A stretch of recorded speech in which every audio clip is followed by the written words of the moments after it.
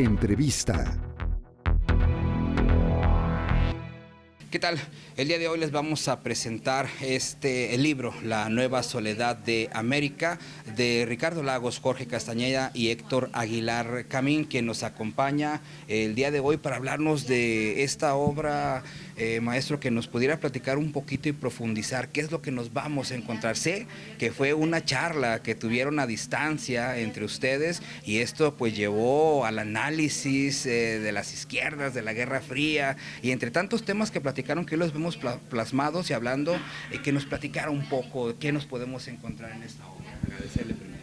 Bueno, en esta obra hay una conversación que hicimos a lo largo de año y medio, el expresidente Ricardo Lagos de Chile, Jorge Castañeda, intelectual mexicano, y yo mismo, preocupados básicamente por la inquietud del presidente Lagos de que veía al continente latinoamericano entrar en un hoyo negro que era la pandemia, que como fue la pandemia, sin una conversación entre los países que iban a entrar, digamos, al túnel, sin una claridad respecto de esto, y más bien veían una América Latina dividida, que había perdido su capacidad de conversar, en un momento en que era crítico conversar de nuevo y pensar juntos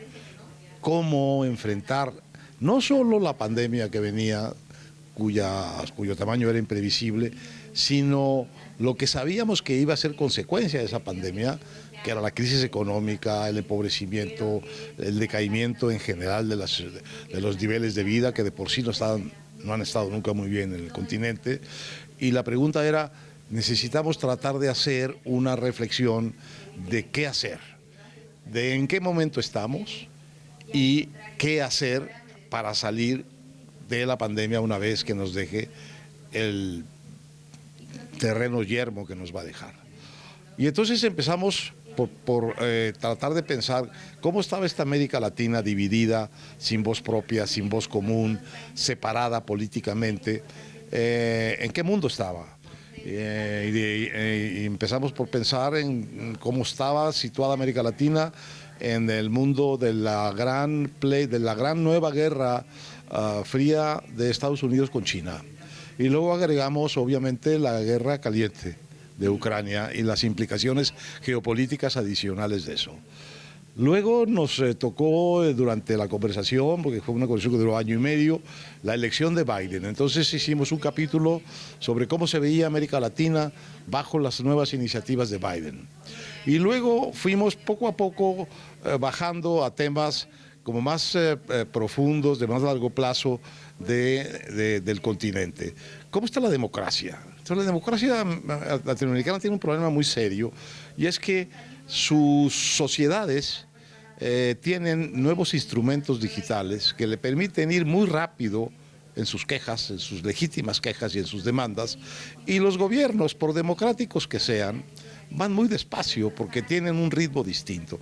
Y esta contradicción, más que la izquierda o la derecha, es la que va haciendo difíciles las relaciones de los gobiernos con sus sociedades y los va carcomiendo muy rápido. De manera que en las últimas 14 elecciones que ha habido en América Latina, todas las han perdido los gobiernos que estaban en el poder.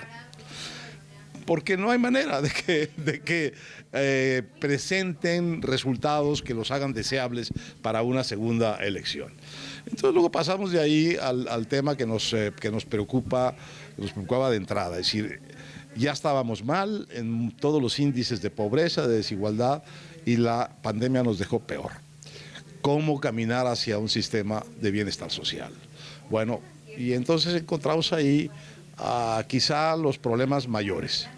No hay en el continente, ni como suma de países, ni como países individuales, una claridad respecto de cuál es el desarrollo, cómo estas sociedades se van a volver, primero, prósperas. Quiero decir, primero van a necesitar inversiones para poder crecer. ¿Para qué? Pues para poder cobrar impuestos, ¿Para qué cobrar impuestos? Pues para poder tener bienes públicos. ¿Y para qué tener bienes públicos?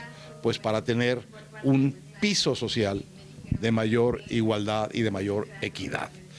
Y este modelo de crecimiento con impuestos, con bienes públicos, que resuelvan el problema de la equidad o alivien el problema de la inequidad en América Latina, es quizá el horizonte más complejo de todos, porque hay que hacerlo, como hemos visto antes, con gobiernos débiles, con gobiernos que están bajo asedio de sus comunidades, y porque nunca lo hemos podido hacer bien más que por temporadas. No tenemos en América Latina, salvo por temporadas, épocas sostenidas de crecimiento, de mejora del ingreso, de movilidad social. Y eso es lo que necesitamos, con una cosa adicional. Si alguna parte de la humanidad latinoamericana, y creo que del mundo, pero latinoamericana, padeció la pandemia, sostuvo la pandemia, echó el hombro en la pandemia, fueron las mujeres. En el cuidado de sus hijos, en el cuidado de sus viejos y en el cuidado y a veces en el aguante de sus maridos. Este sistema de bienestar social, post pandemia en América Latina, tiene que ser un sistema de bienestar social con un profundo sesgo de reconocimiento y de apoyo institucional a las mujeres que han sido los verdaderos pilares de la pandemia en América Latina. Es Héctor Aguilar Camín, este libro que tengo en mis manos, que es sumamente recomendable, es un poquito de cómo se fue realizando y ustedes pueden adquirirlo en las librerías de su preferencia. Nosotros, por lo pronto, agradecerle y pues regresar las cámaras y los micrófonos al estudio con ustedes.